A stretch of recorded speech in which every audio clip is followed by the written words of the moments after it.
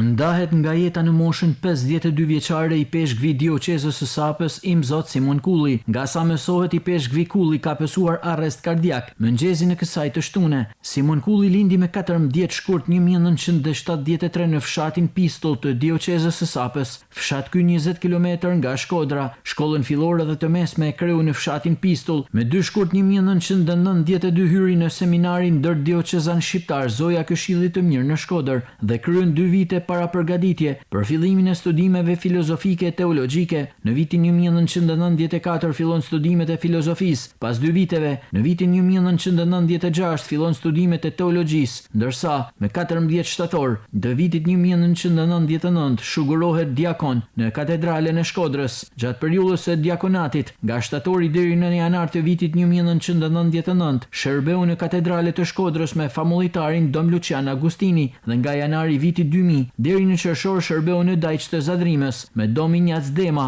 vikari general i dioqezës, dhe me 29 qershor të vitit jubilar 2000 shugurohet meshtar po në katedralen e Shkodrës së bashku me 4 meshtar të tjerë shqiptar, nga Imzot Angelo Masafra. Këta janë shugurimet e para meshtarake që u shuguruan pas 46 viteve të regjimit komunist në Shqipëri. Pas shugurimit meshtarak, menjëherë u emërua në Dajç të Zadrimës dhe shërbeu si ndihmës famullitar pranë Monsinjor Injac Demës, e njëkohësisht ishte edhe sekretari i peshkvit të dioqezës së Sapës. Në atë kohë, Imzot Do Gjergjit. Në Dajç shërbeu nga viti 2000-2002. Në vitin 2002 Dom Simoni emërohet kancelar dioqezan i Sapës. Prej vitit 2006 deri në ditët e sotme, ushtron detyrën e famullitarit të katedrales Shën Tereza Kalkutës. Vau idees, nga viti 2001 deri në vitin 2012, kreu detyrën e drejtorit të Karitasit dioqezan të Sapës, po nga viti 2010 me 25 maj, ushtroi detyrën e delegatit të Karitasit dioqezan, si dhe detyrën e vikarit general dhe ekonomit të dioqezës së Sapës.